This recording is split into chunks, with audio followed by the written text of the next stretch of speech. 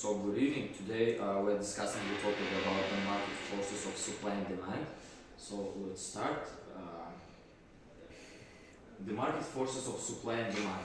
Supply and demand are the basic forces that control how market work. Every time when you buy food, clothes or use a service, supply and demand are affecting the price you pay.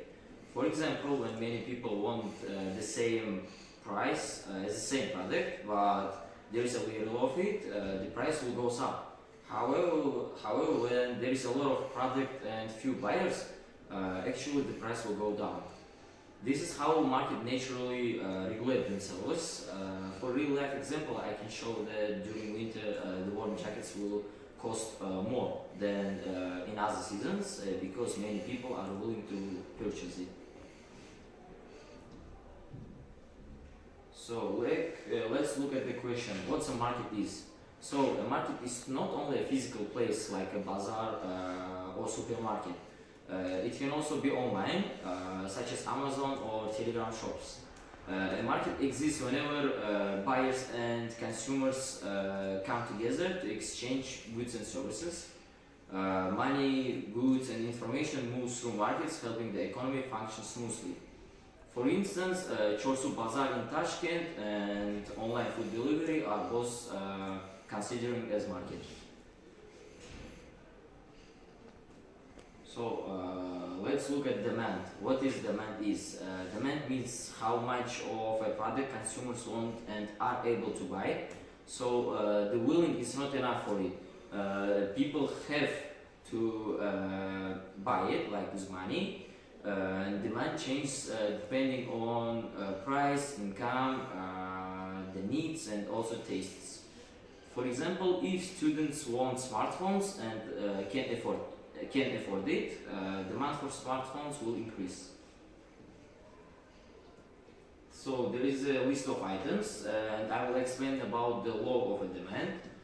So the law of a demand states that when prices rise, people usually buy less, but when prices fall, people buy more. This happens because consumers try to save money and look for cheaper alternatives. So it can be like when taxi prices increase, many people choose buses or subways instead.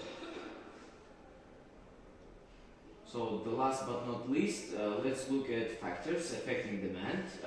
Demand is influenced by many factors.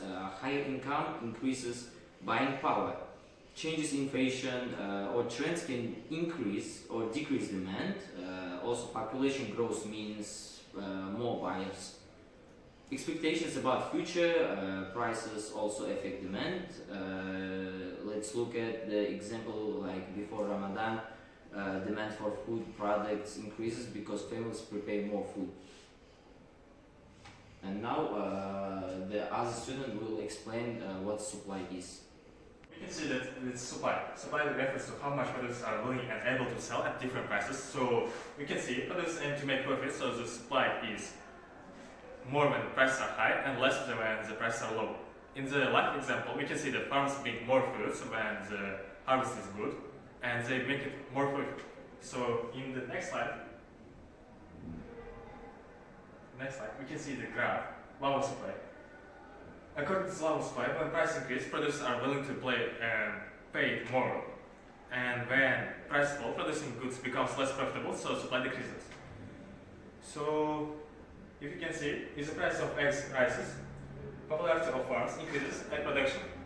So in the next slide, factors affecting supply. You can see that supply depends on production cost, technology takes its number of sellers, and natural conditions. Advanced technology reduces cost and increase supply. So modern farming machines help to make more profitable goods and lower the cost of the technology and something like that. So the next one is supply and demand curves. Economists especially use graphs to show supply and demand.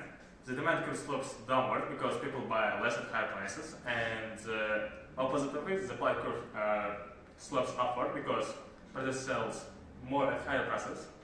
So as the left of price fall, more students buy them. So let's start. I will explain about the market equilibrium.